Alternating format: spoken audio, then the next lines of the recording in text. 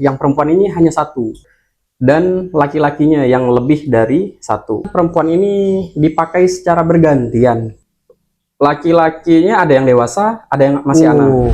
Seorang ART dicabuli. Berarti memang anak angkatnya menyaksikan hal itu terjadi. Iya.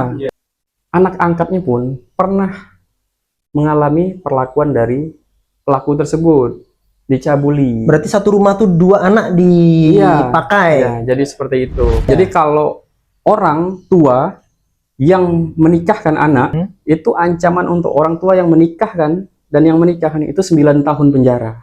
Kalau area ini, Bang, itu masuk pelecehan seksual. Umurnya masih 11 tahun. Ah iya, 11 tahun. Dia melakukan persetubuhan. Hai. Assalamualaikum warahmatullahi wabarakatuh. Bersama saya Andi di dalam Oplas, obrolan peluang luas. Pada hari ini kita kedatangan tamu yang luar biasa. Kita akan membahas seputaran dunia muda-mudi, lebih tepatnya anak-anak. Kita langsung bersinggungan dengan orang yang betul-betul langsung terkait dengan hal itu, dengan Pak Sopi. Selamat sore Pak Sopi dan Pak Budi. Sore. Selamat sore Pak Budi. Sore juga, Pak. Kita hari ini akan ngobrol-ngobrol panjang lebar soal beberapa kasus yang sedang viral di Kayong Utara ini, di wilayah kita ini. Dan memang ada beberapa berita yang cukup menggelitik telinga masyarakat, menyentuh hati orang tua. Oleh karena itu kita ingin mengulik lebih dalam, menanyakan apa peran dari pemerintah terkait hal-hal ini, apakah ada solusinya, apa penyebabnya, dan apabila terjadi di daerah ini atau memang sudah terjadi, apa solusinya. Maka tetap bersama kita di Oplas, kita bahas sampai habis. Pak Sobi dari mana Pak? KPAD, Pak. Siap. Nih Pak Sopi dari KPAD, boleh Pak perkenalan diri? Maaf nih, kita enak biar enak ngobrol. Manggilnya Bapak atau Abang nih? Abang, Oke, siap Bang Sopi. Oke, Kita ngobrol-ngobrol biar enak. Coba kita Bang Sopi dulu. Biar pecah suasana kita. Silakan Bang Sopi. Siap. Terima kasih Bang ya. Ya. Yang memberikan kesempatan pada KPAD untuk hadir di Oplos ya. Oplas. Oplas. Iya. Jangan oplos, Bang. Oplas. Kenalkan dulu, saya Ketua KPAD Kabupaten Kayong Utara. Nama saya Muhammad Sofi, Pak. Oh iya, mau Sopi. Ya, Nah, silakan Bang Budi. Terima kasih Bang Andi yang Ya. telah memberikan kesempatan kepada saya. Perkenalkan, di sini saya Budi Irianto. Saya ini kalau di dinas itu sebagai analis pemberdayaan perempuan dan pelindungan anak di Dinas SP3 APMD. Jadi Dinas SP3 APMD ini kepanjangannya Dinas Sosial, Pemberdayaan Perempuan Pelindungan Anak, Pemberdayaan Masyarakat dan Desa. Jadi ini berapa kementerian yang gitu. dinaungi di daerah itu dijadikan satu dinas. Jadi seperti itu. Kemudian saya juga sebenarnya di KPAD sebagai tim sekretariat KPAD. Jadi di KPAD ini ada komisioner dan ada tim sekretariat. Kenapa saya masuk di tim sekretariat? Karena memang saya diambil dari komisioner untuk membantu pekerjaan-pekerjaan di KPAD seperti itu, Pak Andi. Itu dia. Mungkin yang tadi kita sambung lagi. Saya juga belum lama baru dengar yang namanya KPAD ini. Apalah KPAD ini? Jadi kita tanya lebih dalam dengan Bang Saupi ini. Apa sih KPAD ini dan apa kerjanya Bang Saupi? Baik Bang. Saya jelaskan sedikit terkait KPAD. Sambil santai-santai Bang. KPAD ini salah satu lembaga independen yang mana dibentuk oleh pemerintah kita, khususnya di Kabupaten Kayong Utara. Jadi tugas dan fungsi KPAD selain kita mengawasi juga kita membuat suatu kebijakan yang berkaitan dengan anak. Juga kita mengumpulkan data dan informasi. Hari ini juga kita selain mengawasi kita juga melakukan pendampingan. Mengawasi dan pendampingan, oke. Pokoknya mengawasi dan mendampingi. Ini mengawasi dan mendampingi kasus anak atau mengawasi dan mendampingi mungkin perkembangan, pertumbuhan, pendidikan, ada nggak? Atau cuman permasalahan aja yang didampingi? Dan di KPAD kita tidak hanya fokus ke kasus, kita juga lebih, karena kan lebihnya ke hak anak. Karena komisi perlindungan, gitu. Ya. Tidak hanya ke kasus, jadi kita juga ada namanya pembinaan. Ada pembinaan juga. Ada yang namanya edukasi kepada masyarakat mengenai hak-hak anak. Nah, jadi kan hari ini KPAD dipandang bahwasanya fokus ke kasus. Oh iya, betul. Nah, itu tidak hanya di kasus gitu kan. Kita hari ini melihat bagaimana fenomena yang terjadi di Kayong Utara, betul. Maraknya kasus kekerasan seksual. Jadi selain kita juga mendampingi kasus, kita juga ada edukasi. Nah, beberapa hal yang sudah kita jalani itu kita melakukan upaya preventif. Nah, seperti edukasi di lingkungan pendidikan, di lingkungan masyarakat, maupun di lingkungan pemerintahan. Gitu, siap. Kalau bicara soal kasus tadi, kita kan kemarin pernah digegerkan. Ini beritanya antara benar atau tidak, cuman yang jelas di media itu diberitakan bahwa telah terjadi apa Pak Yono? Penggiliran ya Pak Yono ya? Penggiliran apa sih namanya tuh kemarin? Bertukar pasangan. Itu dia, tukar pasangan di muda-mudi atau di bawah umur gitu. Itu sempat viral di sosmed itu. Nah tuh kan, luar biasa, di bawah umur bisa tukeran pasangan gitu. Ini kira-kira atau bisa dijelaskan nggak kira-kira Pak Budi, kira-kira benar nggak beritanya tuh? Ya, mungkin saya coba jelaskan nih Pak Andi ya. Sebenarnya dengan redaksi berita yang kemarin berkembang, kami pun sebenarnya sempat terkejut. Loh, ini kasus yang mana gitu kan, yang menyebutkan anak ini ada bertukar pasangan. Berarti bukan bertukar pasangan, karena memang posisinya yang perempuan ini hanya satu korban, dan laki-lakinya yang lebih dari satu. Jadi seperti itu. Jadi kalau lebih tepatnya perempuan ini dipakai secara bergantian. Berarti dalam satu party digunakan rame-rame? Enggak seperti itu malahan sebenarnya kronologisnya. Jadi perempuan ini dalam satu waktu di hari yang lain berbeda waktu sama laki-laki. Kemudian di waktu yang lain dipakai lagi sama si B lah gitu ya? Si B, seperti itu. Oh begitu. Cuman dalam circle ini memang anak-anak ini tahu bahwa perempuan ini sudah bisa dipakai seperti itu. Jadi dia menginformasikan ke kawan-kawan di circle-nya bahwa ini perempuan ini bisa dipakai. Jadi seperti itu. Jadi prosesnya bukan bertukar pasangan, tapi lebih ke dipakai secara bergantian di waktu yang berbeda. Jadi seperti itu. Begitu. Kalau digilir ini kan berarti kalau bertukar pasangan itu kan berarti kan ada dua pasang. Ya, sama-sama punya pasangan. Kemudian tukaran. Jadi gitu. Seperti itu. Analoginya kan seperti itu. Ya. Oh, jadi ini cuma perempuannya satu, laki-lakinya lebih dari satu. Iya. Ini laki-laki dan perempuannya di bawah umur. Laki-lakinya ada yang dewasa, ada yang masih anak. Jadi ada yang anak-anak laki-lakinya. Di bawah umur 18 itu, di bawah 18 tahun. Kan anak itu kan anak yang dikatakan anak itu kan seseorang yang belum berusia 18 tahun atau masih dalam kandungan. Jadi definisi anak itu berdasarkan Undang-Undang Perlindungan Anak, Undang-Undang Nomor 35 tahun 2014. Jadi di pasal 1 itu definisinya seperti itu.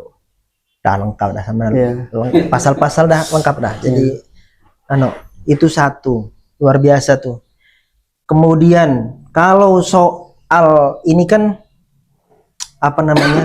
kemarin sempat juga udah beberapa waktu yang lalu permasalahannya juga ini berbeda. Kalau tadi mungkin katakanlah itu satu lagi, katakanlah itu tadi suka sama suka Pak, Bang. Iya. Suka sama suka. artinya kan tadi bukan diperkosa nih, bergilir. Suka sama suka. Kalau kata orang kan, ya kalau suka sama suka ngapain diganggu kan gitu. Betul. Nah, itu gimana tuh kok apa tetap kena pasal atau tidak? Kan sama saling suka nih. Gimana coba? Jadi kalau di perlindungan anak, meskipun dia suka sama suka, itu pasalnya pasal 81 Undang-Undang Perlindungan Anak tahun 2035 tahun 2014. Meskipun Nomor dia 35 suka, ya. meskipun dia suka sama suka, karena ini berkaitan dengan anak, pas dengan berkaitan dengan anak ini bisa naik. Kasus ini bisa naik. Maksudnya dipidanakan maksudnya. Bisa masuk ranah pidana. Nah, dia masuk di pasal 81. Yang pidana anaknya atau sama dewasanya dua-duanya kena? Yang dipidana, andaikan ini pelakunya orang dewasa, nah Dewasa dan anak-anak misalnya? dan anak-anak, misalkan pelakunya orang dewasa atau pelakunya adalah anak. Kalau pelakunya anak ini kan dia masuk ke sistem peradilan pidana anak. Iya, kalau pelakunya anak. Ya, kalau orang dewasa, meskipun dia suka sama suka, ini tetap dipidana. Yang orang dewasanya maksudnya. Yang orang dewasanya dipidana. Gitu. Iya. Walaupun dewasa sama anak-anaknya sama-sama suka. Iya, karena kan ada unsur bujuk rayu biasanya. Karena tidak di proses penyidikan itu. Jadi kalau menentukan anak ini seseorang itu ditetapkan sebagai tersangka. Jadi proses penyidikan di kepolisian itu mereka tetap menggali ada unsur bujuk rayunya seperti apa. Karena kan kalau memang pelakunya orang dewasa, tentu dia lebih pandai membujuk rayu anak. Betul. Ya. Jadi seperti itu. Karena relasi kuasa orang dewasa ini kan lebih tinggi daripada anak-anak. Jadi seperti itu, Pak. Lebih bisa memanipulasi lah ya gitu ya. Iya. Ya entah dengan iming-iming lah segala macam Iya, gitu ya. betul itu masuk. Ya kan anak mungkin suka dengan dia karena iming-imingnya itu gitu Iya, ya. betul. Kebanyakan kan seperti itu. Iya. Akan apa segala kan? iPhone ya. Betul sekali. iPhone ini. Iya kan? Nah, ada om nih punya iPhone banyak nih. Mau tuh pasti. Nah, ini kacau nih, Mas Yono. Nah, itu. Kalau menengok yang tadi katanya bertukar pasangan itu, kalau dari media itu harus disaring ya, berita-berita dari sosial media itu ya. Nggak sepenuhnya benar gitu ya. Nah, Iya, terkadang kayak gitu. Biasanya kan ada media-media online yang mereka buat websitenya sendiri gitu kan. Jadi kadang membuat berita tidak mengonfirmasi kita yang selaku pendamping atau tidak mengonfirmasi kepolisian. Kadang hanya buat berdasarkan dia dapat Asumsi dari Asumsi. siapa, Iya. kemudian dibuat jadi dalam sebuah redaksi berita. Cuman karena dia mungkin punya badan hukum, mungkin berani aja mungkin ya. Ya mungkin bisa jadi seperti itu. Nah, cuman kan semua karena dihukum apabila salah ya bisa di Iya. gitu. Oh iya. Terus ini tadi kita bicara soal polisi. Saya ingat dulu beberapa bulan apa tahun itu Mas Yono. Kejadian itu pernah terkait sama salah satu oknum polisi. Ya, kita kan bicara tadi nih. Iya, betul. Kasus ini kan yang menangani kita ke polisi dulu. Tapi ternyata kasus yang terjadi di beberapa tahun sebelum kemarin, beberapa tahun yang lalu, itu justru terjadi pada salah satu oknum polisi. Iya. Ya. Kalau nggak salah dengar saya beritanya ya. Betul, di tahun lalu, di tahun 2024. Bahkan polisi ini juga kasusnya sama anak-anak di bawah umur juga ya Bang ya. Betul sekali. Nah, kalau boleh tahu nih kasusnya gimana nih kalau boleh tahu? Mungkin kalaupun udah basi, cuman ini untuk edukasi masyarakat. Ya, betul. Edukasi masyarakat bahwa ada juga di lembaga-lembaga penegak hukum itu ada oknum di dalamnya gitu kan, yang juga kita bisa melawan mereka gitu. Jadi mungkin boleh diceritakan Bang seperti apa sih yang terjadi di saat itu gitu. Iya, mungkin saya coba ya Bang Sobi ya. Saya coba ceritakan terkait kasus yang terjadi di tahun lalu yang melibatkan oknum kepolisian. Jadi memang waktu itu kebetulan jadi betul polisi. Ya. Maksud oknum polisi ya? Iya, betul. Waktu itu memang pada waktu kasus itu masuk, Mm-mm. memang yang dipercayakan oleh teman-teman dari komisioner KPAD waktu itu untuk melakukan pendampingan dalam proses penyidikan sampai ke persidangan itu kan saya dan salah satu komisioner KPAD juga ya, Bang Raju. Jadi karena memang Bang Raju ini kan PAW baru, PAW apa tuh, Bang? penggantian antar waktu. Beliau ini menggantikan komisioner yang PJ kali nama kali, bukan? PAW kalau di PAW, dalam komisioner KPAD itu. Jadi dia PAW waktu itu masih baru juga. Jadi kebetulan kami berdua waktu itu sampai proses pemeriksaan di Pontianak juga waktu itu. Jadi memang awal kasusnya ini bermula dari dari seorang ART. ART? ART-nya si oknum tadi? Iya. Oke. ART-nya dicabuli gitu, dicabuli. Iya. Dan dari keterangan ART ini menyampaikan ke istri oknum tadi, istri pelaku. Iya. Jadi pas diceritakan akhirnya membuat yang ART ini mau melapor karena juga yang ART ini minta pulang dan menyampaikan berita ini ke orang tua. Jadi orang tua yang ART ini juga tidak terima dengan kejadian itu, akhirnya membuat laporan. Nah, membuat laporan sehingga kasusnya pun bergulir. Jadi seperti itu. Dan yang dijadikan saksi waktu itu di dalam perkara ini adalah anak angkat dari pelaku itu. Saksinya? Iya, karena memang berarti memang anak angkatnya menyaksikan hal itu terjadi? Iya. Iya. Maksudnya ini bukan pas kejadian, tapi waktu ART ini dipanggil oleh pelaku, jadi anak ini yang disuruh memanggil. Oh, gitu. Bukan kejadiannya dilihat, bukan? Bukan seperti itu. Dan ternyata setelah didalami oleh teman-teman dari pihak kepolisian juga, dan kami juga selaku KPAD untuk mendampingi dalam hal ini. Jadi ternyata berkembang, ternyata memang anak angkatnya pun pernah mengalami perlakuan dari pelaku tersebut, dicabuli. Berarti satu rumah tuh 2 anak dipakai? Iya, jadi seperti itu prosesnya. Kemudian kita dalam hal ini cukup berterima kasih lah, kita termasuk memberikan apresiasi yang setinggi-tingginya untuk lembaga kepolisian, walaupun ini anggota mereka gitu ya, tapi mereka tegak lurus ini Pak. Siap. Jadi dalam penanganan perkara ini kemarin itu pengalaman kami, jadi anggota kepolisian Polres Kayong Utara itu tegak lurus, tidak memandang ini anggota ini pangkatnya apa gitu. Jadi mereka udah ngomong ke kami. Walaupun ini anggota kami akan tegak lurus. Jadi seperti itu polisi Polres Kayong Utara, sehingga kasusnya lancar berjalannya. Walaupun dari pihak pelaku ada upaya untuk mencari pembenaran, hubungi sana sini, ya biasalah yang namanya kita bermasalah, mungkin cari perlindungan dari manapun. Tapi alhamdulillah kasusnya yang perkara ART itu udah bergulir di kejaksaan, kemudian sampai didampingi ke proses ke pengadilan, dan pelaku mendapat putusan yang sesuai gitu dengan harapan kita semua, harapan kami lah, terutama di KPAD, karena memang putusan seperti itu layak untuk dikenakan ke pelaku. Karena memang di kasus ini sebenarnya tidak nyampai proses persetubuhan itu. Oh, maksudnya yang 2 anak ini tidak sampai disetujui, tidak. Tidak, dia hanya dicabuli. Oh. Jadi kan kalau dalam kekerasan seksual itu, kasus kekerasan seksual ini ada 3 kategori. Ya, 3. Ada yang namanya cabul, yang misalnya disuruh megang kemaluan.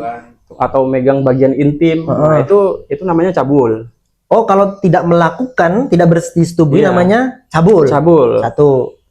Jadi kan memang pembuktiannya perlu saksi gitu kan. Kemudian karena divisum kan tidak berbekas kayak gitu kalau kasus cabul itu. Oh, kalau intinya berarti kuncinya visum. Kalau visum tidak berbekas, dan ada saksi yang menyaksikan ketika anak ini misalnya disuruh ke sini, itu bisa menguatkan. Karena memang untuk proses kasus pelecehan seksual seperti cabul ini memang pembuktiannya itu kawan-kawan kadang di penyidik kan apa bekerja ekstra gitu. Ya Untuk kan, bagaimana mencari bukti supaya ini terbukti. ya gitu. kalau nggak ada CCTV susah juga kan. Iya, gitu. sebenarnya Ya. itulah karena memang waktu itu Kita- ada salah satu anak angkat dari pelaku itu yang disuruh. Hmm. Jadi dialah yang dijadikan saksi waktu itu. Kemudian apa ya? Waktu itu setelah bergulir di pengadilan dan pelaku udah mendapat vonis yang menurut kami itu udah layak Cukup, udah layak. untuk proses kasus yang levelnya masih sifatnya cabul. Kan ada yang sifatnya pemerkosaan juga. Pemerkosaan ini kan karena tidak ada persetujuan dari Salah satu. salah satu. Nah, Ini kan kalau 3 tadi, berarti satunya cabul. cabul, pemerkosaan, satunya persetubuhan. Persetubuhan ini yang kita sebut sempat kita bahas di awal tadi yang Suka sama suka. suka sama suka. Oh, itu suka sama suka Iya. masuknya persetubuhan. Persetubuhan Ya, anak. persetubuhan Iya, anak. seperti itu. Oke. Jadi kalau di dalam perspektif perlindungan anak itu tidak mengenal istilah suka sama suka. Ketika dia misalnya pacaran, ketahuan orang tuanya dia pernah melakukan atau informasinya dapat dari teman-temannya, orang tuanya tidak terima dan melaporkan itu ke kepolisian, kemudian dari kepolisian meminta KPAD untuk melakukan pendampingan visum dan visumnya terbukti, itu bisa diproses sampai ke pengadilan. Jadi seperti itu. Nah, kalau gini, kita bicara tadi yang kategori ketiga itu ya. Iya.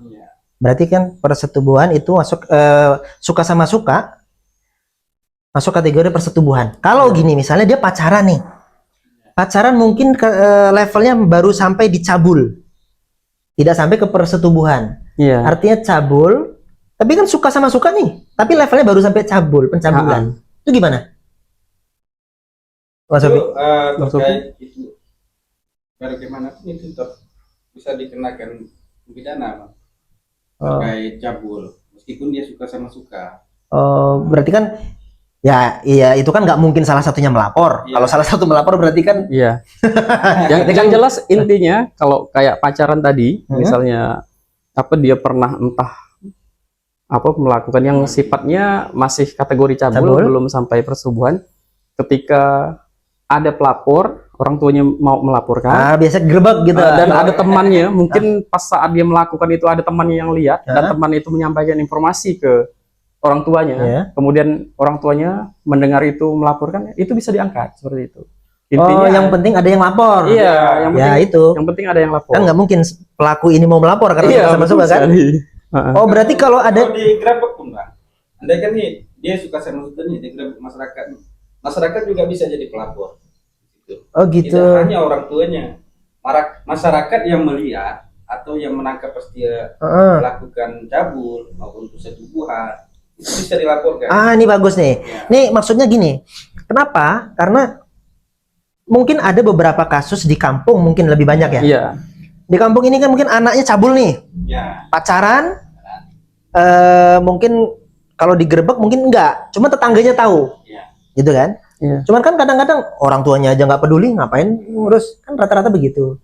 Jadi kalau tetangganya merasa telah terjadi pencabulan, walaupun mereka pacaran dan dibiarkan orang tua, tetangga boleh ngelapor nih? Boleh, tetangga itu boleh dia melapor, termasuk andai kan nih pamannya yang melihat, itu boleh juga. Boleh. Tidak mesti hanya orang tua. Maksudnya memang dia yang pelapor ini, karena memang ini sifatnya harus ada yang melapor. Ada yang melapor.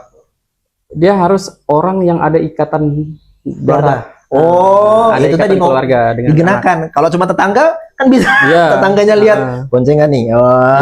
Ini lapor nih kata tetangganya kan. Jadi misalnya dia ada yang melihat, misalnya yang melihat itu bibinya pun bisa jadi pelapor. Oh, tapi intinya masih sedara, masih ada hubungan keluarga. Iya, masih ada hubungan keluarga. Kalau cuma tetangga tanpa hubungan apa-apa nggak bisa. Agak sulit kalau untuk kasus-kasus yang seperti itu. Beda halnya dengan perkawinan anak. Iya, karena kok ini kan sifatnya delik aduan. Iya. Oh, berarti tadi kita clearkan dulu nih. Berarti kalau tetangga-tetangga julid gitu nggak bisa melaporkan ya? Enggak, dia harus orang tua. Harus orang tua. Oke, Atau siap. orang yang ada ikatan darah. Karena untuk kasus-kasus seperti ini kan sifatnya kan delik aduan seperti itu. Takutnya nanti kan disalahkan. Ada mentang-mentang, oh boleh kok tetangga boleh melapor kan? Iya. Oh, nanti anak tetangga dia laporkan gitu. Iya. Nah itu. Tadi sempat disinggung sama Bang Budi soal pernikahan. Oke lah tadi pacaran. Pacaran ini kan mungkin kategorinya pencabulan mungkin lah. Kalau nggak sampai ke persetubuhan mungkin pencabulan. Kalau soal pernikahan ini kan banyak nih di kampung nih. Kalau tadi undang-undang menyatakan di bawah 18 tahun itu masih kategori anak-anak, saya rasa banyak di kampung ini terjadi Iya. pernikahan. Nah, emang selama ini ada yang keberatan gitu, Bang? Kalau misalnya ada nih anak di bawah umur menikah, kalau sudah menikah, berarti kan antar keluarga sudah rela nih. Iya. Nah, ini biasanya terjadi ada yang lapor. Nah, kebetulan memang kita Kebetulan kita baru-baru di tahun awal tahun ya. Awal tahun kita mendapatkan salah satu kasus yang seperti ini, Pak. Oh, itu yang lapor siapa? Itu yang melapor Orang tua yang perempuan. Si perempuan. Jadi prosesnya gini, mungkin saya Ya, boleh perjelas ya, Bang Sopi. Jadi anak ini yang perempuannya bawah umur, Ya, anak yang bawah umur. laki-lakinya dewasa. Oke. Kemudian dia pacaran, akhirnya yang pihak laki-laki ini karena memang tahu perempuan ini minta pertanggungjawaban karena dia udah hamil. Oh, sudah kecelakaan. Oh iya Jadi iya. dari pihak laki-laki ini jadi punya inisiatif ketemu orang tua yang perempuan, dia minta nikahkan secepatnya. Ya, bertanggung jawab lah. Ya, gitu ya. jadi seperti itu. Jadi waktu itu memang kejadiannya dia mendesak yang didesaknya ini malahan orang tua perempuan. Oh gitu. Iya, jadi prosesnya seperti itu sehingga dinikahkanlah. Orang kaya kali. Ya, mungkin kalau di kampung itu mungkin dilihat agak terpandang. Jadi waktu pernikahan itu memang kendalinya semua di pihak laki-laki ya waktu itu. Oh. Jadi dia yang panggil penghulu. Kemudian acaranya malam hari jam 10 malam. Jadi pihak perempuan ini merasa mungkin terintimidasi. Iya, terintimidasi sehingga dinikahkanlah malam itu. Jadi kemudian udah dinikahkan, seminggu setelah dinikahkan, orang tua dari perempuan ini lapor ke kami, ke KPAD. karena selama seminggu yang pas nikah itu, laki-laki ini tidak tidak kumpul sama istrinya. Oh. Dia balik ke rumah orang tuanya. Jadi sehingga dilaporkanlah. Waktu itu kami sudah ini kan, karena kita dengar udah nikah, apakah yakin mau melaporkan ini? Ya waktu itu karena memang dari pihak perempuan yang anak itu bersikeras untuk membuat laporan, ya kita naikkan pasal persetubuhannya. Jadi setelah laporan itu masuk, kemudian udah terbit LP, proses BAP udah dilakukan, tidak lama kemudian yang laki-lakinya pun dijemput dari pihak Polres Kayong Utara. Waktu itu dia tengah bekerja bekerja sebagai security di salah satu perusahaan di Kayong Utara. Pelakunya dua. Muncul lagi pelakunya dua. Jadi, maksudnya pelakunya. Ya. Nah kan menikah, kok ada pelaku gimana? Jadi tuh kalau proses di penyidikan tuh, ketika udah visum, anak ini ditanya lagi, selain dengan laki-laki ini, dengan siapa lagi kamu? Jadi digali semua. Ternyata jadi ketika mau berapa orang pun, kalau di kepolisian tuh, udah dilakukan penyidikan dan didampingi oleh teman-teman dari KPAD, itu tetap digali semua. Biar berapa, mau dia 4 orang, 6 orang, itu tetap diangkut semua. Jadi seperti itu. Jadi kalau untuk kasus-kasus pernikahan seperti itu, sebenarnya bisa dinaikkan. Apalagi contoh misal gini, ini perlu juga kita edukasi untuk masyarakat kita, khususnya di Kabupaten Kayong Utara, bahwa sekarang udah ada Undang-Undang Nomor 12 Tahun 2022 tentang yang mengatur masalah perkawinan anak, itu di pasal 10. Jadi Undang-Undang TPKS namanya ya Bang Sopi ya? Apa? TPKS. Undang-Undang Tindak Pidana Kekerasan Seksual. Jadi di situ ada mengatur masalah perkawinan anak.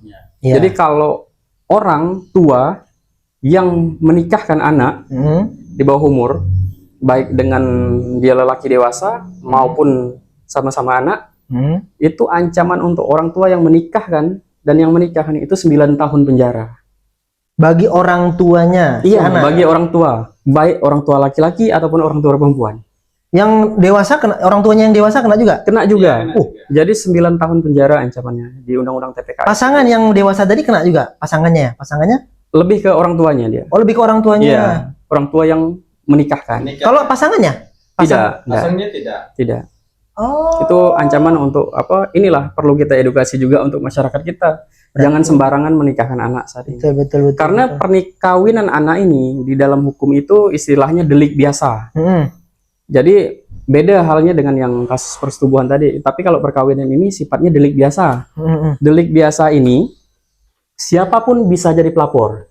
Baik tamu undangan, LSM, ketika mereka foto, mereka video kan. Jadi bisa laporan. Naik ke Polres. Ya, yang awalnya kita hanya menutup mata, kita nggak tahu kan. Pura-pura nggak tahu lah bahasanya gitu kan. Akhirnya mau tidak mau ketika udah naik ke kepolisian, kita tetap harus tangani itu. Jadi seperti itu kalau untuk perkawinan anak. Teman, nih pertanyaan lagi nih kalau kayak gitu. Ya. Contoh, misalnya ada orang tua, kita ini kan kalau di KUA, laki-laki ini kan bisa menikah tanpa wali. Ya. Laki-laki kan? Ya. Kalau tadi kasus itu apa namanya ya hal itu terjadi, kalau nanti orang tua si laki-lakinya kena juga, padahal si laki-laki tadi menikah tanpa sepengetahuan orang tua misalnya, Ya. itu tetap kena juga orang tuanya. Oh, kalau seperti itu apa kalau memang kondisinya seperti itu beda. Jadi yang bakalan kena itu, ini kan kalau orang tua yang apa sukarela. Oh, Jadi orang memang tua mengetahui. Jadi seperti itu. berarti kan kaitannya jadi saksi nanti KUA berarti. Ya dia kan berarti kan kalau memang orang yang tua yang nggak tahu itu kan berarti kan anggap memang orang tuanya nggak tahu. Tapi kalau orang tuanya yang tahu, ketika anak itu dinikahkan berarti kan dia melakukan pembiaran. Pembiaran terhadap pernikahan atau perkawinan anak itu. Kalau KUA gini juga, Jadi Pak. seperti itu. Kalau Ya. di KUA itu kan dari KPAD. Mesti kalau mereka ini nikah di KUA, tentu kan ada Dispensasi dispensasinya. pengadilan agama. Pengadilan agama. Maksudnya gimana tuh? Mereka ini kan kalau nikah di KUA nih, mereka ada dispensasi Iya. pengadilan dari Kementerian Agama. Jadi kalau emang mereka udah ada dispensasi, ya kita Itu mungkin bisa diloloskan ya. KPAD pun tidak mau apa? Tidak mempermasalahkan. Mempermasalahkan ini hal ini. Walaupun sudah dilaporkan. Kalau ini udah dilaporkan, Beda cerita tuh kalau Beda cerita. Ceritanya. Beda cerita. Oh, itu terjadi kalau belum dilaporkan. Iya, kalau belum dilaporkan. gitu. Iya, siap. Oh, gitu. Jadi kan kalau KUA kan tidak sembarangan mau nikahkan anak berumur. Iya. Biasanya. Jadi Ya malah nggak bisa kan? ya, biasanya kan harus disuruh dibuatkan rekomendasi untuk mengurus dispensasi ke pengadilan agama dulu. Jadi kalau Biasanya disuruh dituakan loh. Ganti KTP ya Mas ya. dulu sekarang sih kadang nggak berani kalau dari capilnya. Jadi sebenarnya kalau memang udah telanjur kayak gitu, itu Bang, seharusnya mereka yang udah telanjur kayak itu urus ini masalah isbat nikahnya ke pengadilan agama. Jadi seperti itu. Atau kalau memang yang udah orang tua kedua belah pihak misalnya udah suka sama suka mau nikahkan kayak gitu kan. Jadi seharusnya ya kalau kami sih sebenarnya kalau nggak ada laporan nggak mempermasalahkan itu. Tapi ketika udah terjadi seperti kayak gitu sebenarnya mereka harus urus dulu di dispensasi pengadilan agama. Itu sebenarnya lebih melindungi. Maksudnya gini, yang perempuan dapat buku nikah, yang laki-laki pun ketika diperkarakan tidak bisa lagi. Legalitasnya lah. Iya. Legalitasnya. Jadi seperti itu sebenarnya. Ya kan kadang seperti ini juga. Kalau apa namanya? Ini bukan mengajarkan ya, bukan mengajarkan Iya. untuk anak-anak ini, tapi kan kalau ada yang mau ngakali bisa nih. Contoh, kalau di agama Islam ini kan ada namanya nikah siri. Iya. Nah, wah, kalau ke KUA belum 18 tahun belum bisa nih. Udah lah kita nikah siri ya. Nanti udah 18 tahun baru kita ke kantor. Kan gitu rata-rata kan yang terjadi kan? Iya, kebanyakan seperti itu. Oh, memang terpantau juga sama KPAD. Iya, terpantau juga. Karena kita kemarin sempat di daerah kepulauan banyak seperti itu. Tapi sebenarnya itu lebih berisiko. Ketika ada yang melapor kan bisa naik itu. Nah, itu tadi Walaupun mereka nikah siri itu. yang laporkan tak harus anggota keluarga kan? Enggak. Kalau pernikahan ini beda dengan yang Cabul tadi ya. Iya. Oh. Sifatnya delik biasa dia. Delik biasa itu siapapun Oh, yang bisa tadi jadi itu. pelapor. Iya, iya, Iya. iya. Oh, gitu. Kalau perkawinan itu delik biasa. Jadi siapapun bisa jadi pelapor. Baik itu tamu yang tidak ada ikatan darah, baik itu LSM itu bisa. Iya. Jadi seperti itu. Kalau pernikahan bisa seperti itu. Oh, Misalnya, oh gitu. misalnya Mas Yono nikah dengan anak bawah umur, Ah, ya. Mas bisa jadi pelapor. Siap, siap. Kalau di masyarakat kan terjadi itu. Ya kan? Tidak hanya di daerah kepulauan, daerah-daerah masuk di daerah kota Sukadana, Simpang Gir. Ya. Itu kan banyak itu. Ada. Cuman, Ya kan ini kan mencari solusi. solusinya kan itu. Iya. Oh Itu yang gitu. terjadi. Itu tadi berarti kan kita nggak perlu khawatir. Kenapa? Mungkin ada kekhawatiran orang. Oh, sekarang udah banyak, udah bisa nikah siri, Ya. tambah gampang. Oh, ternyata tetangga dan orang lain bisa ngelapor. Bisa Itu berarti kan Itu.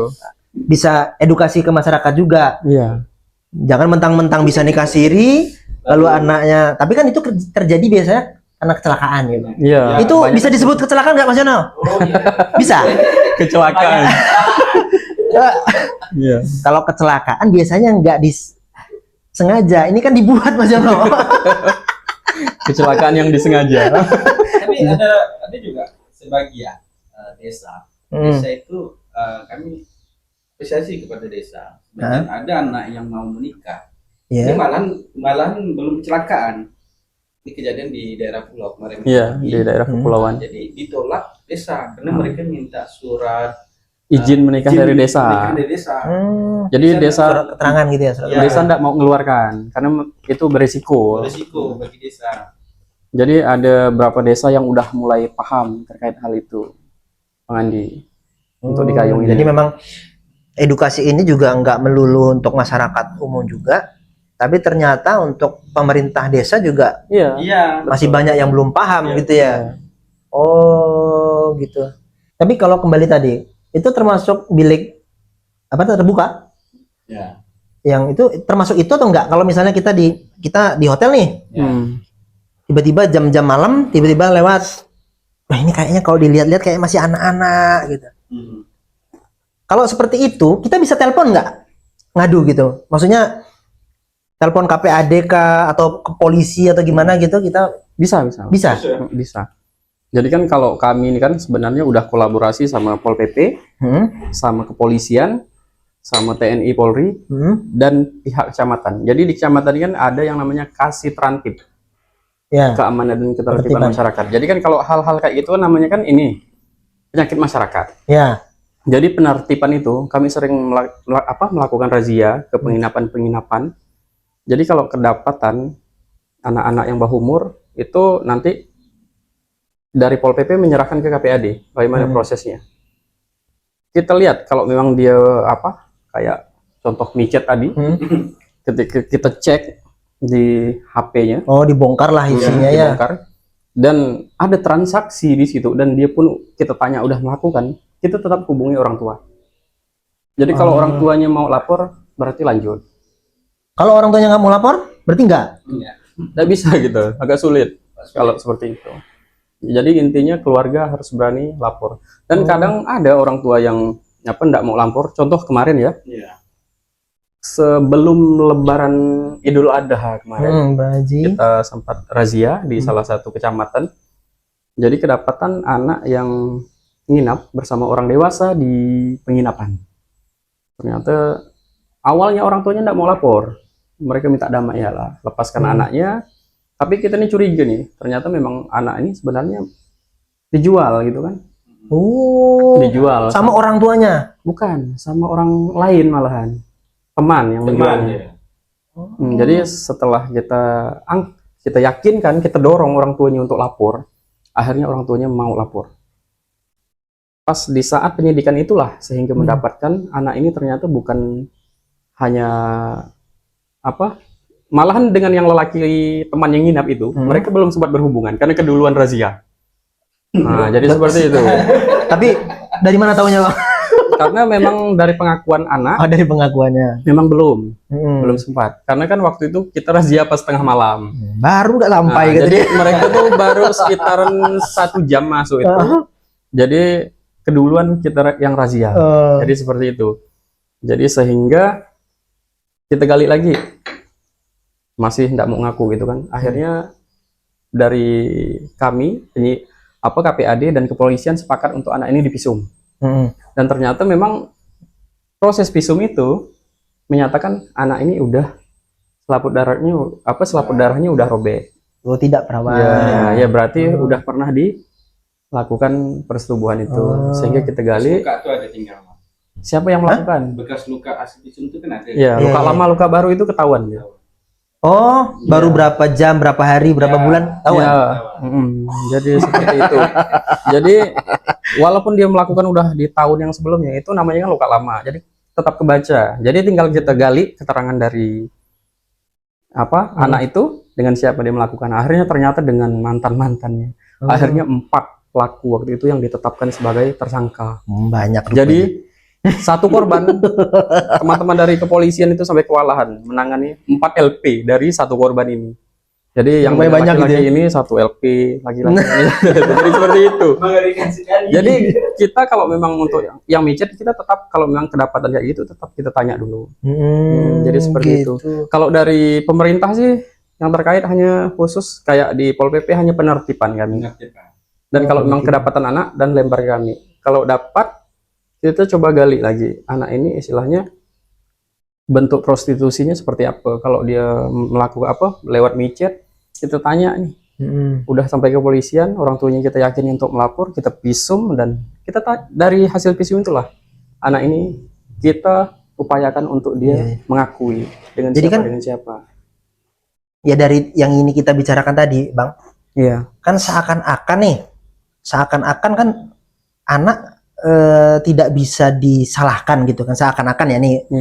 Jadi kalau kalau urusan seksual mungkin kita bisa katakanlah bisa memaklumi urusan seksual kan, karena mungkin ini dan lain sebagainya. Tapi kalau kejadian soal pencurian, maksudnya pencurian ini pelakunya anak di bawah umur. Iya. Nah itu kan misal ya otomatis kalau ketangkap kan, kalau tertangkap nih kan dibawa ke polisi nih, karena pernah ada kasus kejadian itu pencurian, adalah pencurian, ternyata pelakunya kan di bawah umur. Sampai di kepolisian justru pelakunya yang kewalahan, pelapornya yang kewalahan kan, karena terlalu banyak yang harus diurus.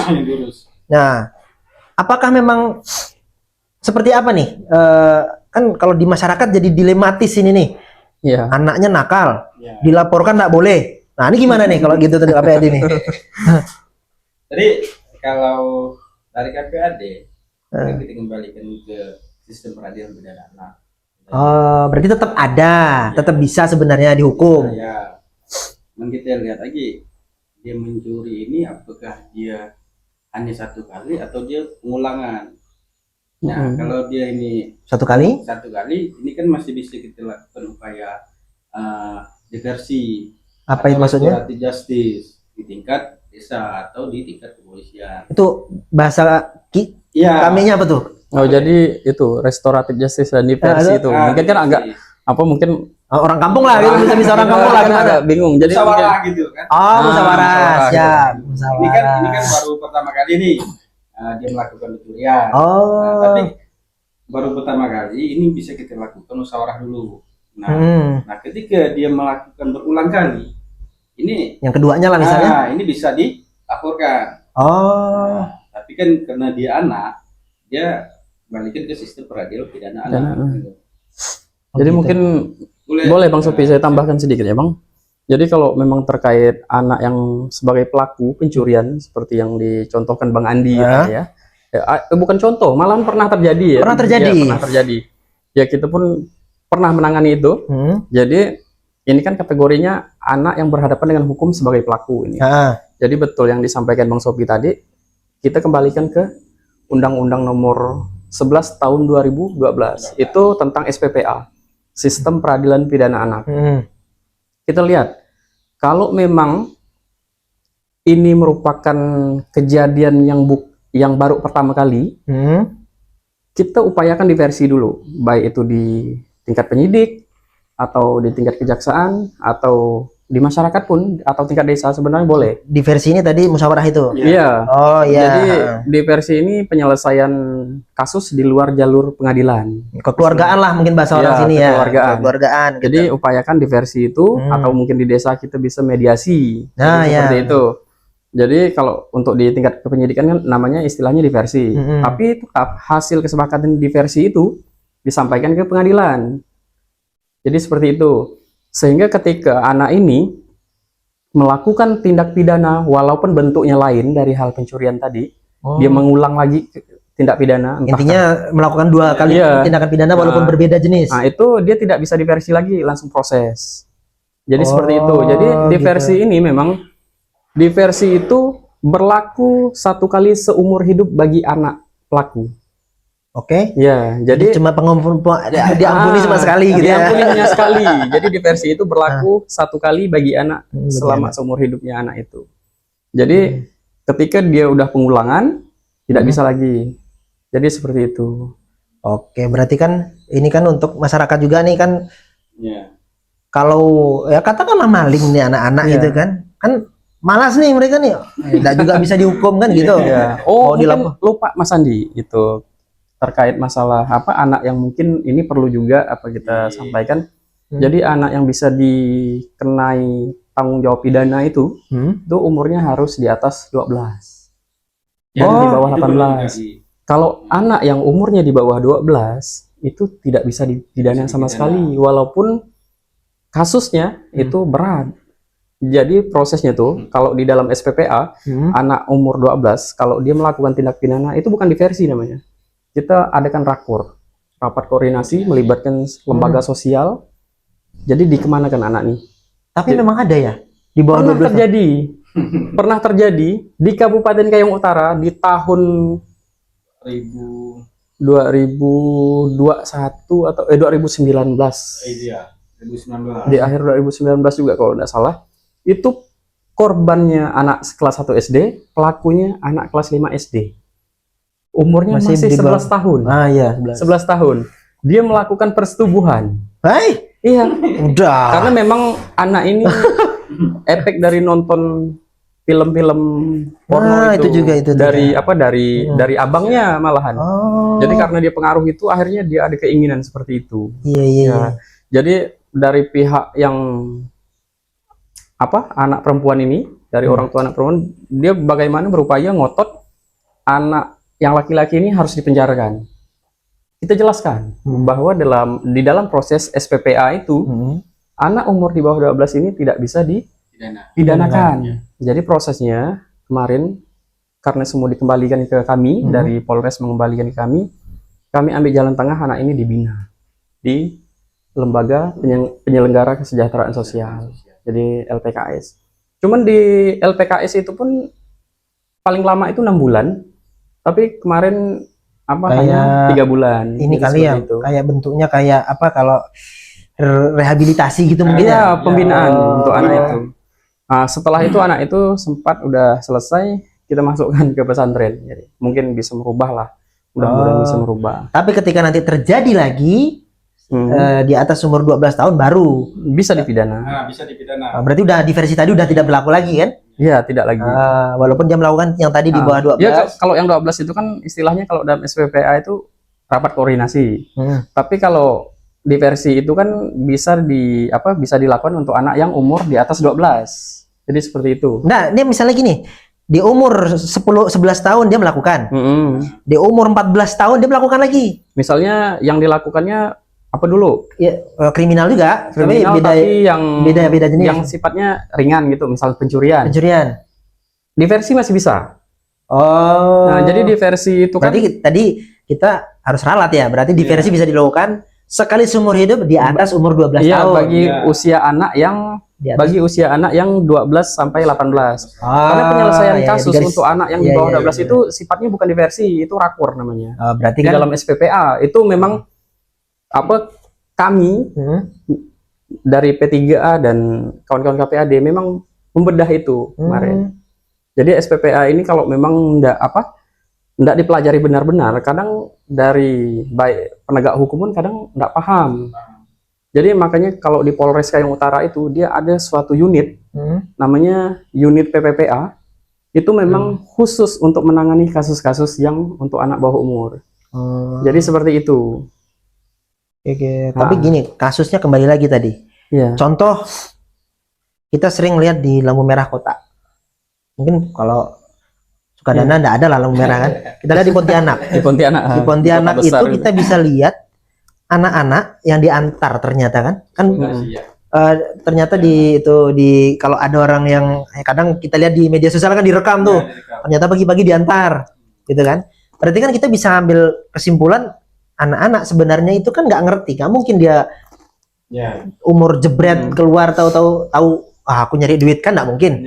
Berarti kan dia. Nah, kalau kasusnya seperti itu, tadi kan misalnya terjadi kejahatan di bawah 12 tahun. Itu ada penelusuran nggak kira-kira kalau efek terjadinya kejahatan itu akibat dari mungkin perintah, tekanan gitu? Ada ditelusuri itu. Oh, tetap ditelusuri. Makanya jangan kalau dari kami itu ketika kadang kegiatan saya selalu sampaikan jangan mentang-mentang anak di bawah 12 ini tidak bisa dipidana. Jadi orang dewasa memanfaatkan anak untuk melakukan pidana. Itu proses penyidikan itu akan menusul sampai ke akar-akar. Jadi tapi ketemu biasa, Bang? Pasti ketemu kalau di kepolisian itu. Kalau di kepolisian itu luar biasa lah kalau proses penyidikan. Jadi yang tadinya tidak mau ngaku sekalipun tetap bisa ngaku karena kita berapa kali pendampingan banyak yang anak-anak tidak mau ngaku, tapi kalau udah di penyidikan tetap ngaku. Ada juga yang di penyidikan tidak bisa digali, kadang di hakim ngaku. Oh gitu. Udah di pengadilan baru ngaku depan hakim. Jadi kan, seperti itu. Sering kita dengar di berita kan seperti jadi kurir narkoba. Iya, jadi kurir gitu kan? narkoba, betul. Anak masih kecil-kecil dimanfaatkan oleh orang dewasa untuk menjual narkoba gitu. Iya, berarti kan anak lah. Berarti intinya tidak ada celah lah intinya gitu ya. Oke. Nah, kita kembali lagi ke yang tadi masalah cabul itu. Kalau di dalam undang-undang kan kayaknya tidak ada mengenal aurat namanya ya Bang ya. Ada nggak mengenal aurat? Artinya kan kalau mungkin yang disebut daerah intim kan? Iya, daerah intim kan. Artinya kan kalau di agama Islam itu kan ada yang mengenal namanya aurat. Iya. Nah, seperti pahanya gitu kan. Memang bukan intim tapi kan. Nah, yang seperti itu kena nggak kira-kira kalau melakukan itu dengan anak-anak pelecehan itu ya? Masuk kategori pelecehan atau tidak kalau dengan anak-anak? Kalau area ini Bang, yang mungkin dari lutut ke atas ini, itu masih kena kita sampai ke daerah ini. Oh, berarti masih sesuai antara dengan. Makanya kalau kita menepuk bokong, itu masuk pelecehan seksual. Karena itu bagian-bagian yang tidak boleh disentuh. Untuk khususnya ini bagi anak yang perempuan. Iya, betul. Ya. Kan kalau di dalam nyanyian dari Kementerian Pemberdayaan Perempuan Perlindungan Anak itu kan ada sentuhan boleh dan sentuhan tidak boleh. Yang boleh itu kepala, tangan, kaki. Oh, jadi, berarti lutut ke atas. Ya oke sip. Berarti karena ini Bang Andi, kita pernah ya nangani kasus yang sifatnya pelecehan seksual yang tidak bisa divisum. Itu posisinya terjadi di lingkungan satuan pendidikan. Jadi pelakunya tuh oknum guru. Oh ya. Ya, pelakunya oknum guru. Ya biasanya ya melakukan pelecehan di ruangan kelas kepada siswinya. Itu dia megang di bagian area ini, di area dada, kemudian di bagian area depan sini. Itu dalam kondisi berbaju kayak gini, bukan memasukkan tangan dalam baju. Jadi posisinya berbaju masih gini. masih. Tapi karena di dalam kelas itu anak-anak ada yang lihat, karena memang prosesnya belajar mengajar. Oh, sedang belajar rame-rame ini? Sedang belajar rame-rame. Makanya anak itu waktu itu dijadikan saksi itu 6 orang ya, 6 orang atau 3 orang. Jadi anak-anak itulah yang melihat itu dijadikan saksi di pengadilan dan putusannya 7 tahun. Jadi itulah level terendah dari kasus kekerasan seksual itu. Pelecehan itu, cabul itu yang megangnya vonisnya bisa 7 tahun. apalagi sampai menyetubuhi. Nah, kalau ini kan, nah ini agak melenceng sedikit Iya. ke Bang Budi. Bang Budi kan saya dengar tadi bagiannya ada perempuan-perempuannya tuh. Iya, Ya. iya, ada. Nah, kalau yang bukan anak-anak masuk nggak kategori kayak gitu? Jadi kalau untuk yang perempuan itu kan Dewasa, perempuan dewasa? diatur di dalam TPKS. Tapi di dalam TPKS ini untuk yang perempuan dewasa itu kecuali ada misalnya yang perempuan tidak terima. Oh iya iya. Nah, iya. kalau dia terima itu tidak ada undang-undang yang mengatur itu. Jadi intinya anak dan dewasa itu. Jadi seperti itu. Oke Jadi berarti seperti kalau itu. bisa diterima kita aman. Aman kalau yang dewasa. Kalau yang anak-anak walaupun dia terima tetap Oh kena iya. hukuman. Pemaksaan itu pernah terjadi kan yang dewasa. Pernah Nah, kasus pemerkosaan. Pernah terjadi juga di tahun kemarin, tahun 2024. Jadi masuknya kasus perempuan itu. Ada kasus yang terjadi di daerah kepulauan. Jadi dia melapor, dia ini diperkosa sama seorang laki-laki katanya. Dan waktu itu dia minta pendampingan dari bidang pemberdayaan perempuan dan pelindungan anak. Waktu itu kebetulan rekan saya yang dampingi, kemudian karena memang waktunya lama dalam proses BAP, akhirnya saya juga yang menggantikan. Jadi yang perempuan ini diperkosa sama laki-laki dewasa juga, perempuan pun dewasa. Oh sama-sama dewasa Nah, nih. jadi masuknya dia di dalam TPKS itu. Tapi udah putusan juga, kena 9 tahun vonisnya. Oh, Yang laki-laki dewasa. Jadi yang dewasa itu intinya kalau memang tidak ada penolakan dari perempuan dewasa itu tidak bisa diproses. Oke. Tapi kalau memang dari pihak perempuan menolak, itu Yaudah. kita bisa dilaporkan. Jadi betul, seperti betul. itu. Berarti kalau transaksinya sudah iPhone Mas Yono nggak dikasih iPhone, itu Aman. bahaya. Jadi jangan. Ya, itu jangan. Ini ya belum valid beritanya. Terkait tadi LGBT tadi, ya. kita sempat mendengar kaget. Cuman validitasnya kita belum bisa pastikan lah ya. So, pernah itu kepergok di ada kampung lah di Kayong Utara juga, itu kepergok sejenis laki-laki sama laki-laki tapi levelnya masih ciuman sih katanya. Nah artinya kan ini kembali lagi masyarakat mungkin taunya pemerintah itu kan taunya lembaga-lembaga yang seperti itu KPAD dan lain-lain itu kan taunya ada kasus baru kerja. Iya. Nah gitu kan. Dan ternyata LGBT ini sudah masuk ke kampung ini kan. Nah, kan jadi pertanyaan nih, apa betul lembaga-lembaga seperti ini kerjanya pas ada kasus aja atau ada kerja lain nih, entah pendampingan kah? Yang tadi seperti apa bentuk pendampingannya? Ya apa namanya tadi? Antisipasinya seperti apa?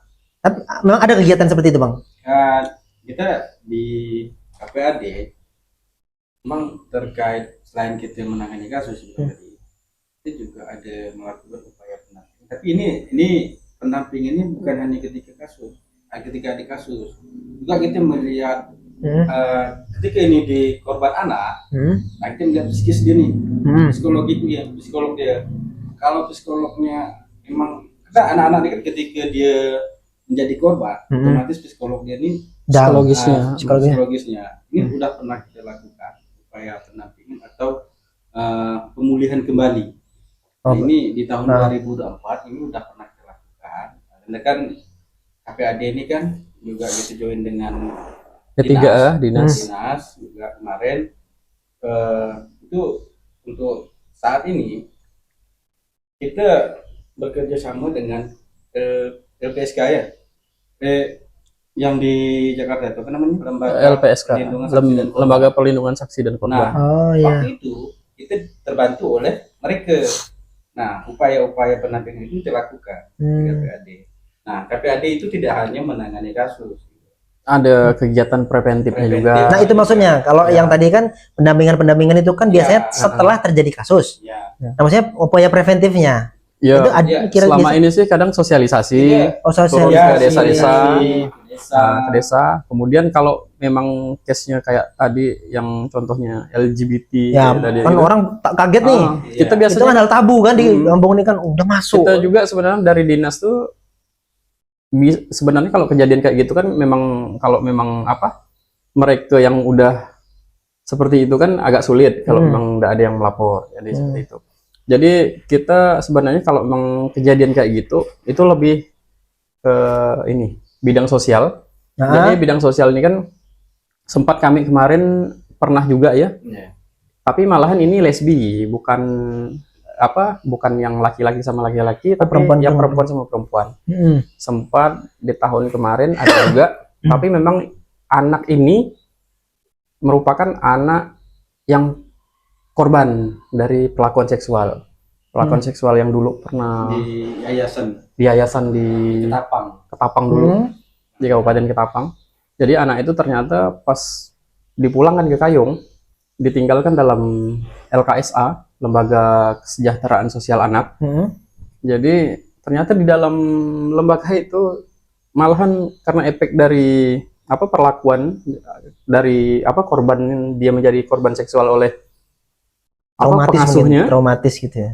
malahan dia timbulnya sukanya sama perempuan. Oh. Nah, jadi kalau dari dinas itu kan biasanya kalau dengan kejadian kayak gitu merujuk ke lembaga-lembaga pembinaan. Kayak apa untuk pembinaan kayak gitu kan misalnya adanya di Jogja, tapi tergantung lagi pada anggaran kan.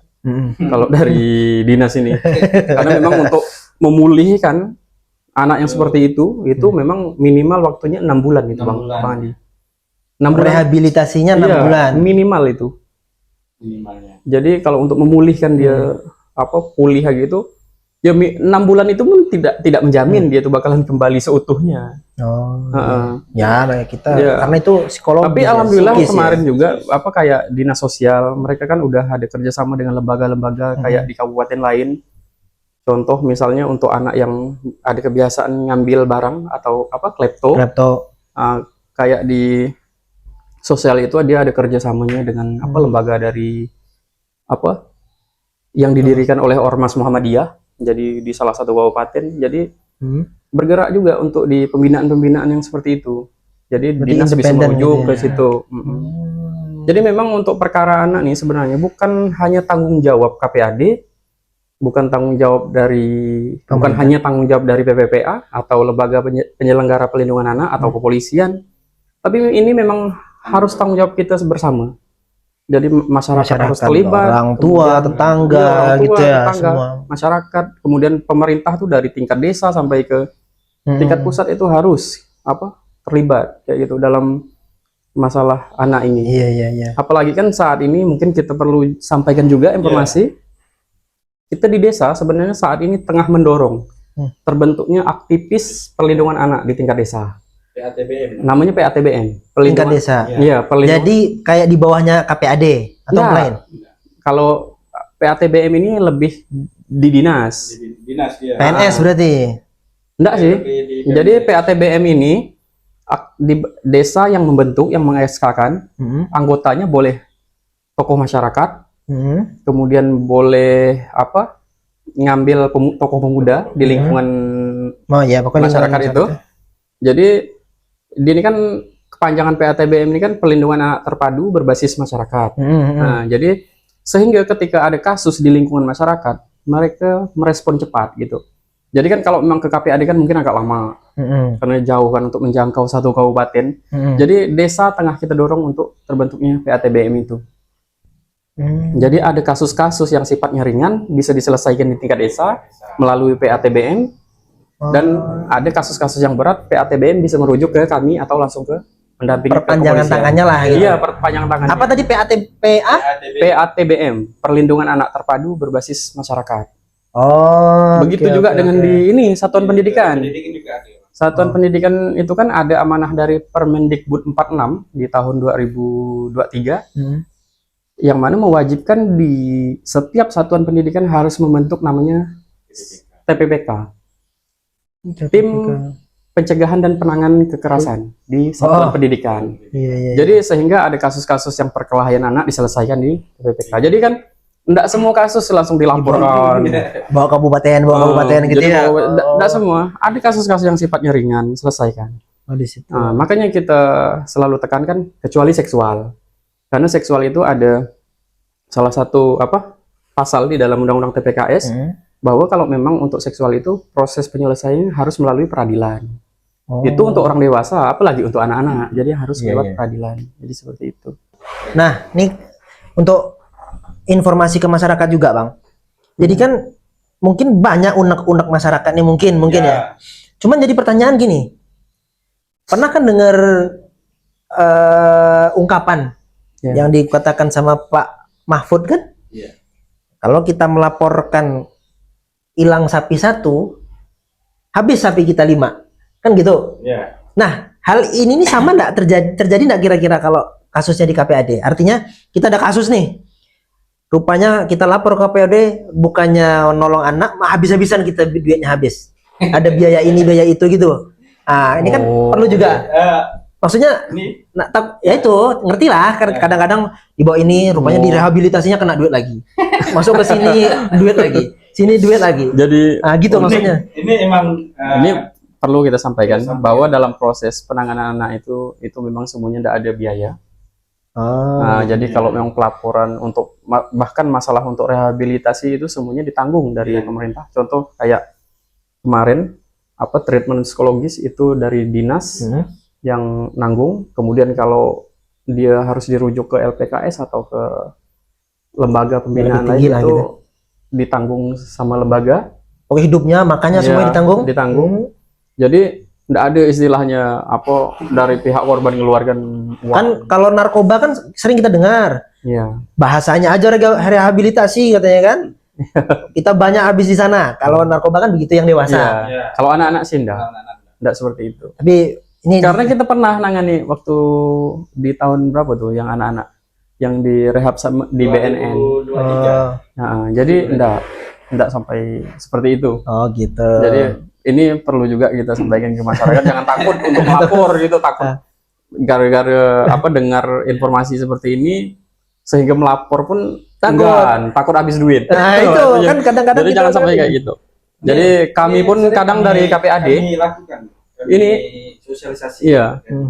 Memang ada sebagian masyarakat ketika dia ketemu hal-hal seperti ini, kita lapor nih bayar nih. Itu. Padahal enggak. Ya, ini malas lapor, nanti minta duit gitu ya. Ini selalu kami lakukan, kami sosialisasikan kepada masyarakat terkait laporan lah. Nah, ini malah kami dari KPAD itu mereka ini melapor, malah kita bantu nih biayanya, isinya. Transportasi dibantu. Iya, pernah dilakukan seperti itu. Kami pernah keluar, pernah PTPT kawan-kawan komisioner memulangkan anak ya. Memulangkan anak. Berarti kondisi ekonomi besar gak gaji KPAD nih ya. Kecil.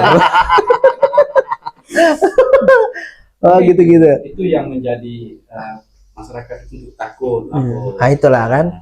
Bahkan visum yang seharusnya ditanggungkan di korban itu di backup sama KPAD. Oh gitu. Biaya visum semua. Kayak transportasi kemarin yang sempat tidak mau lapor karena memang jarak dari kecamatan mau ke Polres itu jauh. Jadi kami inisiatif kita biayakan. Bagaimanapun harus naik. Jadi seperti itu. Oke. Siap. Mungkin ada yang perlu ditambahkan atau disampaikan kepada masyarakat dari Bang Saupi? Mungkin ada sih. Ya. Terkait terkait kekerasan seksual. Yang hari ini juga perlu kita sampaikan kepada masyarakat, jangan takut untuk lapor. Ini yang pertama. Yang kedua, mari kita sama-sama lindungi anak kita. Peduli lah intinya. Peduli dengan anak kita, jangan anggap ada KPAD ini di Kayong, lalu semuanya dilimpahkan ke KPAD. Iya. Saya tegaskan lagi bahwa untuk hak anak ini tanggung jawab kita semua, maupun kami dari KPAD, pemerintah desa, pemerintah pusat, dan juga lingkungan keluarga. Ya, justru orang tua paling tinggi Masyarakat, harusnya ya. gitu ya. Nah, ini yang perlu kami beri edukasi kepada masyarakat. Karena hari ini di Kayong Utara memang udah darurat nih, kasus nih banyak nih. Mari kita sama-sama mengawasi anak kita, mengontrol anak kita, memantau anak kita. Jangan biarkan anak kita ini keluar tanpa ada komunikasi dengan kita. Dan juga orang tua hari ini sering-sering komunikasi dengan anaknya. Betul, betul, Nah, betul. Ini salah satu upaya kita untuk mengedukasi anak, gitu kan. Terkadang kan orang tua tidak peduli Ya. dengan anak. Kerja lembur, balik main HP. Betul. Mungkin itu dari KPAD. Yang jelas dengan adanya edukasi dan upaya-upaya yang sudah kita lakukan, setidaknya untuk minimalisir lah, jangan kasus-kasus yang terjadi di Kayong Utara. Iya, iya. Kami minta masyarakat juga sama-sama bantu nih. Kita sama-sama bantu menyelesaikan masalah yang ada di Kayong Utara. Nah, mungkin tadi Bang Sopi, sekarang mungkin giliran Bang Budi, kali ada yang mau disampaikan buat masyarakat. Ada tambahan-tambahan Bang Budi? Siap, terima kasih Bang. Jadi kalau untuk masyarakat dari saya, yang jelas saya menekankan untuk apa, anak yang di bawah umur itu perlu apa, pengawasan dari orang tua. Dia keluar jam malam, jadi memang orang tua harus aktif karena memang anak lebih banyak berada di lingkungan orang tua dibanding dia di sekolah. Jadi memang di dalam satuan pendidikan kan memang jamnya terbatas, tapi kalau setelah itu kan banyak berada di rumah atau di lingkungan masyarakat. Jadi pengawasan orang tua, pengawasan masyarakat juga terhadap apa, anak-anak yang berada di luar atau di lingkungan masyarakat. Kemudian untuk semua desa, kita perlu tekankan ketika ada anak yang mau dinikahkan, yang usianya masih usia anak, itu kami berharap dari pihak desa untuk menolak itu, karena itu sangat berisiko. Dan ketika memang itu sudah terjadi, kami harapkan dari pihak keluarga mungkin harus mengurus ke pengadilan agama. Jadi seperti itu. Dan juga pesan juga untuk apa, keluarga dan atau orang tua. Jadi memang di dalam rumah ini kebanyakan kita sekarang karena disibukkan dengan adanya gadget, jadi masing-masing itu apa, sibuk seorang dengan gadget. Jadi kita harap apa, bangun komunikasi yang baik dengan anak, dengan pasangan. Karena teman saya pernah bilang, teman saya mantan komisioner KPAD juga, ngomong hal yang tak penting di dalam rumah itu sebenarnya penting. Bagaimana kita menjaga komunikasi, keharmonisan di dalam rumah. Betul. Sehingga anak menganggap rumah itu adalah surga. Betul. Karena kebanyakan kita pernah sosialisasi, ketika nanya anak senang tidak berada di rumah, enggak katanya. Jadi kan itu kan berarti ada masalah. Jadi memang untuk para orang tua bangun komunikasi itu. Kemudian dengan anak juga apa, support, jangan apa, membanding-bandingkan seperti itu. Dijatuhkan sendiri. Iya. Jangan apa, anak diremehkan. Jadi seperti itu. Jadi bangunlah apa, komunikasi yang baik bagi apa, di dalam lingkungan keluarga, terutama untuk anak. Mungkin menjadi sahabat bagi anak. Iya, betul. Karena pernah juga saya apa, dengar dari teman saya, ini perlu saya sampaikan, mungkin ini juga jadi bahan referensi bagi orang tua dalam pengasuhan anak. 0 sampai 6 tahun itu mungkin jadikan anak itu sebagai raja dan ratu. Ya, turuti. Kemudian dari 7 sampai dengan apa, 13 atau 13 ya. Ya 13 tahun itu tegaskan anak dengan aturan-aturan. Kemudian 14 sampai 18 jadikan anak sebagai teman. Jadi seperti itu.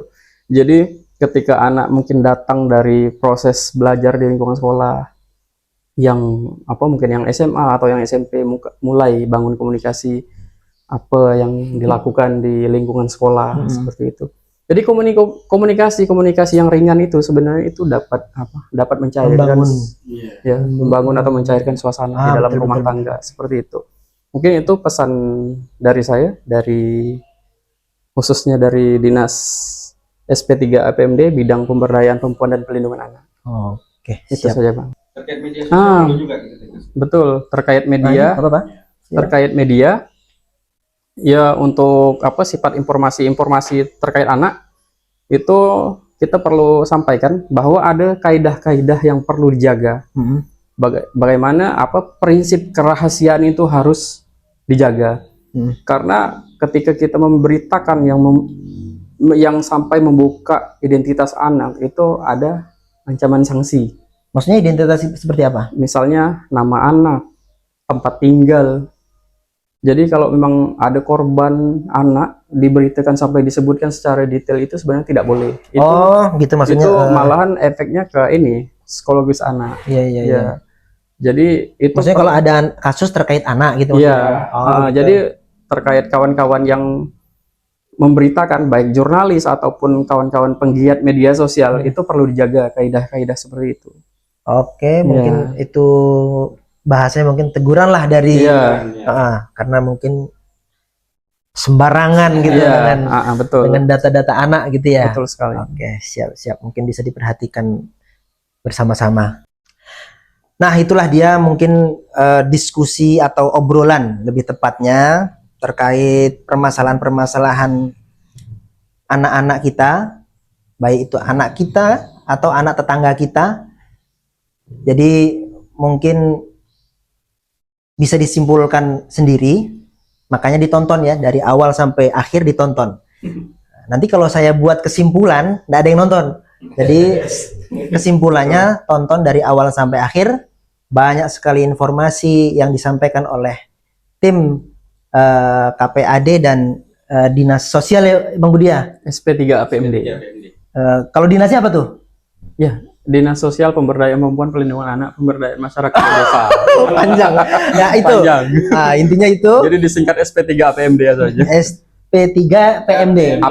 APMD. Oke, siap. Itu dia dari mungkin ini dua pembicaraan tadi dari dua instansi ini bisa memberikan edukasi kepada kita selaku masyarakat, orang tua, bagaimana kita menjaga generasi kita ke depan, generasi dari anak-anak kita, yaitu anak.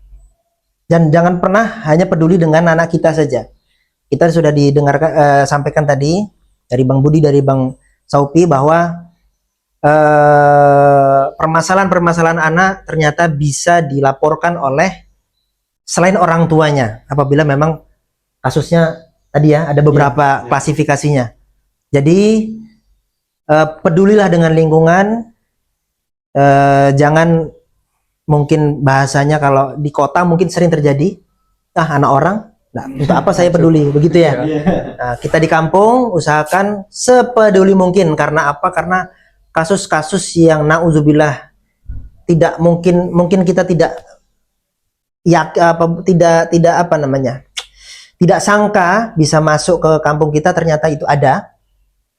Baik itu LGBT, sodomi, lain sebagainya, itu ternyata terjadi di kampung kita. Tidak lain dan tidak bukan adalah salah satu akibat dari pembiaran masyarakat. Jadi terima kasih banyak kepada Bang Sopi dan Bang Budi atas waktu dan kesempatannya jauh-jauh dari Sukadana. Berapa kilo tuh? 70 kilo. Ya, 70 kilo mereka lewati jalan gunung, mendaki gunung, lautan ya. Luar biasa perjuangan mereka untuk menyampaikan informasi ini. Mudah-mudahan bisa bermanfaat untuk kita semua, khususnya masyarakat Kayong Utara dan umumnya bagi semua yang menikmati acara ini. Mungkin sekian dari saya. Tetap dukung podcast kami dengan cara subscribe. Dan mudah-mudahan kita bisa mengundang narasumber-narasumber yang bermanfaat ke depannya dan bisa membangun daerah kita, membangun generasi kita, dan membangun negeri kita tercinta. Sekian dari kami. Assalamualaikum warahmatullahi wabarakatuh. Waalaikumsalam warahmatullahi wabarakatuh.